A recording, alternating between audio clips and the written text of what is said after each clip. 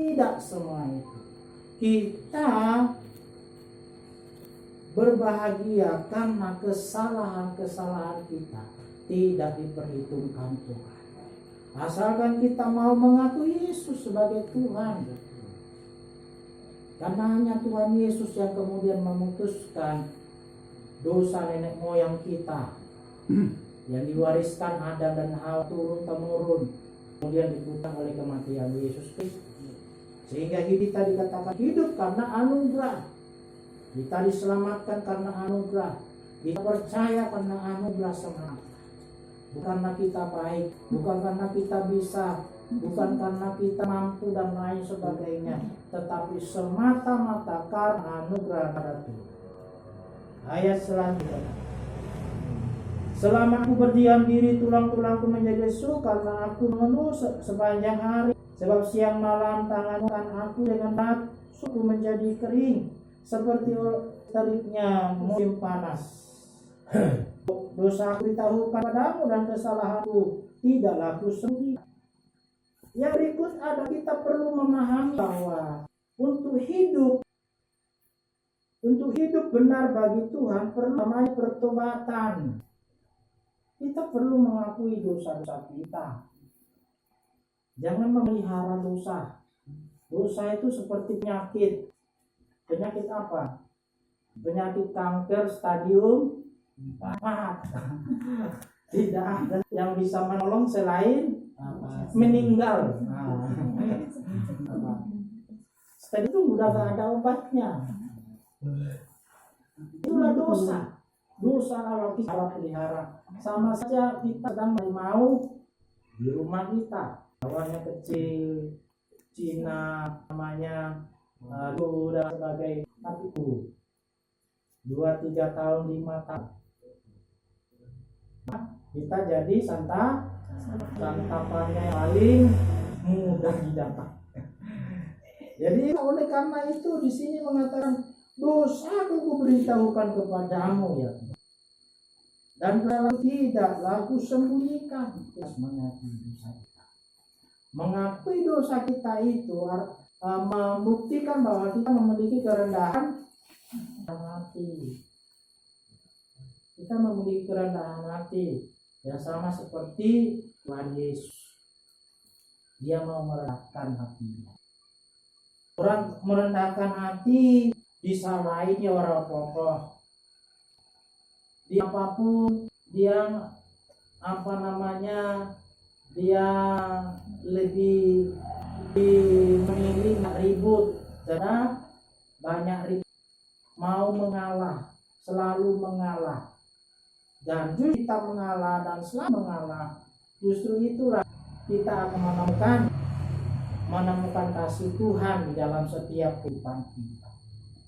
Dan masih banyak lagi hal-hal yang ditimbulkan karena dosa. Selain karena kita dihukum oleh Tuhan, hal-hal yang lain yang bisa saja kemudian Tuhan tidak melakukan sesuatu di kehidupan kita. Coba kita lihat dalam Yesaya. Yesaya pasal yang ke-56 ayat 1 sampai ayat yang kedua. Boleh bisa, yang sudah menemukan bisa memilih.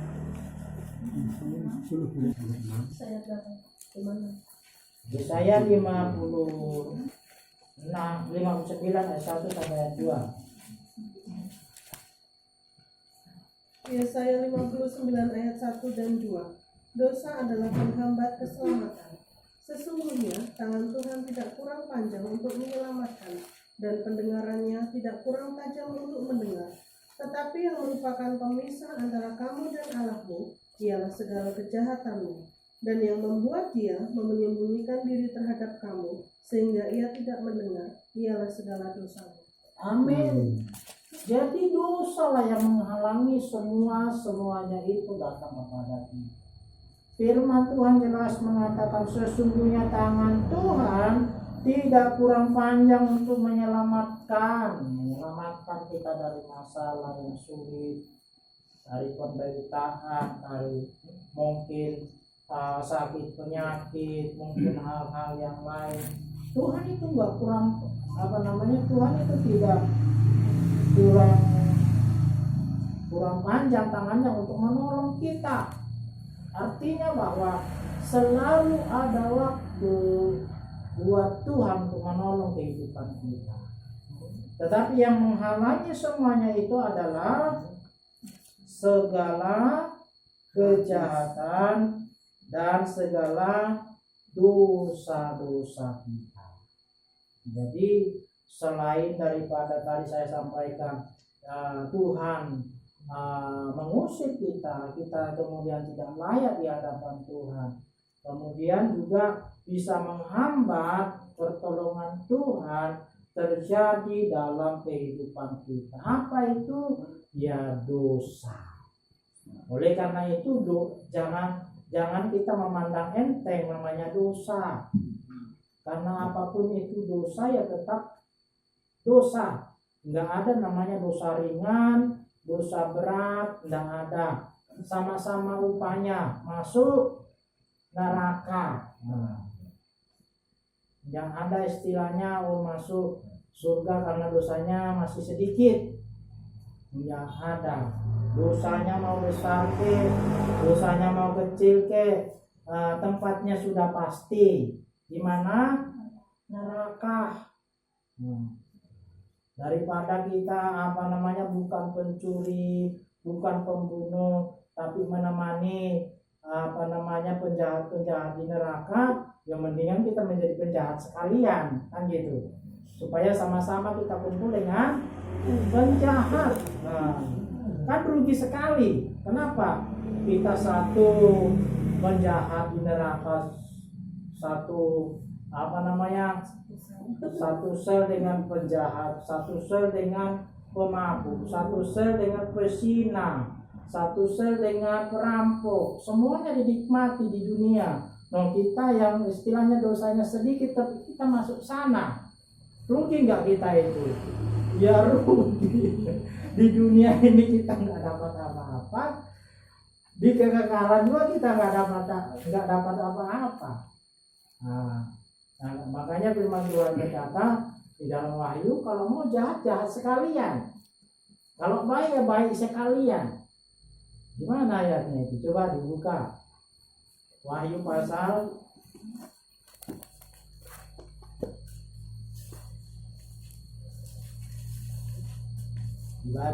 coba dicari di pasal 21.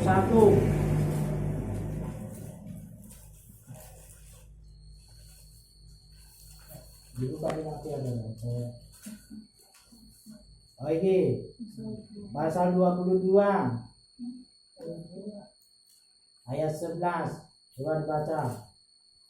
Wahyu pasal 22 ayat yang ke-11. Barang siapa yang berbuat jahat, biarlah ia terus berbuat jahat. Barang siapa yang temah, biarlah ia terus temah. Dan barang siapa yang benar, biarlah ia terus berbuat kebenaran. Barang siapa yang kudus, biarlah ia terus menguduskan dirinya. Amin. Karena ada upahnya masing-masing. Kalau selama hidup jadi perampokan ya ahli dalam membuka ATM kan lumayan, setiap sekali bobol ATM bisa dapat 200 juta. Bisa hidup foya-foya. Buka ATM di tempat lain lagi bisa dapat uang banyak. Dapat ya imbang nantinya kita mendapatkan fasilitas dunia tetapi kita masuk neraka. Terus kita berbuat kebenaran walaupun hidup kita susah, walaupun hidup kita seperti ini, maju ya ora, mundur ya ora, bertahan ya ora, tapi demi kebenaran aku tetap begini. Kita mendapatkan fasilitas dunia, tetapi kita mendapat fasilitas surgawi. Hanya firman Tuhan ini mengatakan, barang siapa berbuat jahat, biarlah berbuat jahat terus, karena pastinya masuk neraka. Tetapi barang siapa berbuat kebenaran, biarlah ia terus berbuat kebenaran. Barang siapa hidup kudus, biarlah ia terus hidup kudus. Karena apa? Dia nantinya akan kemudian menikmati kehidupan di kekekalan. Jadi hal demikian memang dosa perlu dibuang dari kehidupan kita. Jangan pernah kita memelihara yang namanya dosa. Dosa kepahitan, dosa kekecewaan, dosa yang lain-lainnya. Dibuanglah dari hadapan kita. Karena kita pengen yang kemudian kita menerima janji Tuhan, yaitu keselamatan kehidupan kita, keselamatan yang kekal yang Tuhan sediakan nanti. Itu yang terpenting, karena dunia ini hanyalah sebentar saja berlalu.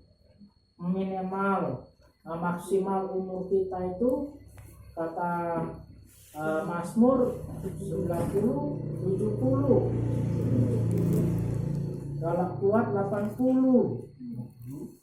kuat lagi 90,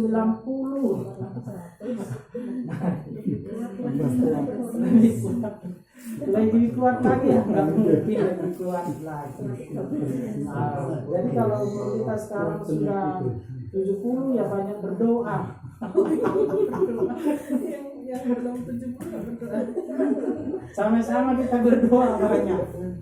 Umurnya yang 60 sekarang, 70 sekarang, kita sama-sama banyak berdoa. Supaya apa? Supaya kita sehat, diberi kekuatan oleh Tuhan. Waktunya meninggal dengan tenang. Kalau di waktunya kita masih diberi waktu oleh Tuhan untuk hidup dengan tenang pula. Jadi dalam segala hal hidup kita tenang, hidup kita aman ya Bu, aman karena Tuhan. Di dunia ini aman, di akhir pun juga aman. Jadi itulah pentingnya kita harus menjaga hati ini. Jangan biarkan dosa membayang-bayangi. Jangan membiarkan kamu tertuduh dengan masa-masa lalu. Oh, aku masih terngiang-ngiang dengan masa-masa lalu. Oh, masih aku nyimpan sedikit-sedikit. Enggak. Itu pekerjaan iblis, itu perlu ditengking dalam nama Yesus. Aku tidak hidup di dalam masa lalu. Aku hidup hari ini, esok karena anugerah Tuhan. Kita hidup melewati hari-hari karena anugerahnya Tuhan, karena kebaikan Tuhan. Nah, kalau kita memiliki pemahaman seperti itu, kita pun akan berkata, sewaktu-waktu aku dipanggil Tuhan, entah malam nanti, esok atau nanti, saya pulang dengan tenang. Nggak mikirin orang yang di rumah, karena dia pun juga nggak mungkin mikirin kita kan. Karena nggak mungkin dimikirin seminggu, setelah itu kan nggak mikirin lagi dia. Nah, oleh karena itu perlu ketenangan dalam hidup dengan cara buang segala dosa, penting dosa apapun itu yang membuat kita lemah, yang membuat kita tertuduh, yang membuat kita sakit-sakit, buang semuanya. Aku bebas hari ini, aku bebas hari ini, aku bebas karena Tuhan. Lewat firman Tuhan ini menjadi berkat bagi kita semua untuk lebih lagi bersungguh-sungguh di dalam Tuhan. Amin. Kita berdoa. Bapa, terima kasih Tuhan Yesus, firman-Mu telah kami renungkan, mengingatkan kami akan bahaya dosa. Jangan biarkan kami Tuhan bermain-main dengan hal demikian Tuhan, karena hidup kami adalah hidup karena anugerah Tuhan. Olehnya Tuhan, biarlah kami Tuhan hanya berpikir tentang hal-hal yang baik, benar, suci di hadapan-Mu. Ampuni akan segala dosa dan pelanggaran kami, supaya kami senantiasa berkenan bagi Tuhan. Puji nama-Mu Tuhan. Baru berbicara Roh Kudus itu berbicara dalam setiap kami. Dalam nama Yesus Kristus kami sudah berdoa. Haleluya. Amin. Tiba saat ini kita memberikan persembahan, namun sebelumnya saya minta syukur untuk doa persembahan.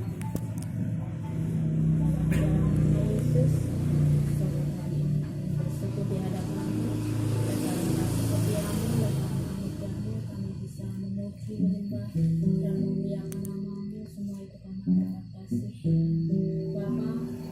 Kami bersyukur atas berkat-Mu yang mengalir dalam kehidupan kami hari lepas hari yang begitu indah. Penyertaan-Mu Tuhan, Engkau memberkati setiap anak-anak-Mu yang memberikan persembahan ini. Kami Tuhan sucikan, kuduskan persembahan kami, kiranya berguna untuk pelataran kerajaan-Mu di tempat ini Bapa. Bapa, terima kasih Tuhan, sucikan, kuduskan kami, ampuni segala dosa dan kesalahan kami Bapa. Hanya di dalam nama Yesus kami mengucap syukur dan berdoa. Haleluya. Amin. Dan diberkatilah.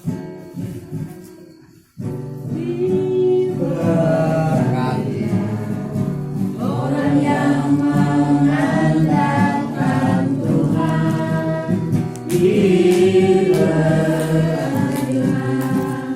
Orang yang mengandalkan Tuhan diberkatilah. Orang yang mengandalkan Tuhan, yang menaruh harapnya hanya kepada Tuhan. Tuhan, kita telah memberikan persembahan dan ada pengumuman yang akan disampaikan oleh Tuhan gereja Korupsi. Ya, puji Tuhan untuk malam hari ini. Terima kasih pada keluarga Pak Sarjono, Karni yang telah menerima kita bersama-sama berada doa bersekutu malam hari ini. Juga terima kasih kepada Bapak Ibu semua sudah tahu hadir di tempat ini untuk kita juga memuji dan memuliakan Tuhan. Dan kemudian pengumuman ibadah konser seperti biasa jam 5 sore setiap hari Rabu di rumah-rumah jemaat yang bersedia. Jadi kalau umpamanya Bu Lina bersedia konser, ya nanti tinggal bilang saja. Tapi kalau belum bersedia, jangan bilang. Ikut saja. Lewat WA boleh, lewat telepon boleh, karena hari Rabu itu memang di rumah jemaat. Nah, kalau seandainya pun tidak ada yang bersedia, ya di gereja pun juga boleh, atau di rumahnya Bu Megi. Kalau nggak ada yang bersedia di rumah. Iya. Nah, kemudian ibadah seperti biasa hari Minggu jam 8 pagi kita mulai sampai selesai. Itu saja mungkin pengumuman. Oke, kita akan masuk dalam bahasa Pahat. Mari kita tengokkan Allah.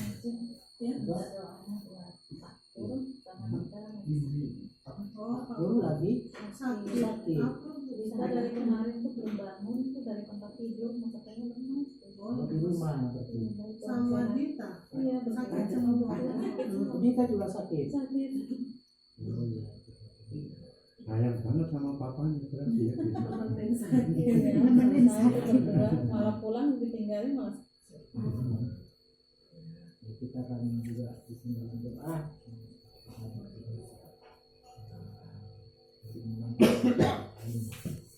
Mungkin masih ada yang membutuhkan dukungan doa. Sekalian doa. Makan. Ya kita cuma doanya buat Pak Ramjoto supaya lebih semangat lagi, bisa lagi. Udah mendingan ya. Ya kemarin udah mau keluar, makanya ya sudah mulai Banyak lagi. supaya semakin kekuatan. Ya. Itu saja Pak Yono. Ya, saya juga sebelumnya terima kasih sama Bapak Ibu atas doa-doanya sampai sekarang. Ya, walaupun tambah tua, penyakit juga tambah, namun berkat pertolongan Tuhan saya berusaha untuk tetap semangat. Saya selalu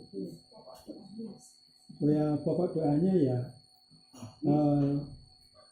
minta Tuhan pulihkan apa yang menjadi keluhan semua sakit penyakit saya. Terima kasih. Amin. Bu Martin nambahin? Kesehatan. Kesehatan keluarga. Itu ya mungkin kita bersama Bapak Ibu mengamini setiap doa kita, sehingga apa yang kita doakan Tuhan dengar dan Tuhan tolong. Mari kita bersatu di dalam doa. Bapa, terima kasih Tuhan Yesus buat malam hari ini kami telah bersama-sama untuk mendengarkan firman-Mu, memuji dan menyembah Engkau. Dan saatnya ini Tuhan kami berdoa buat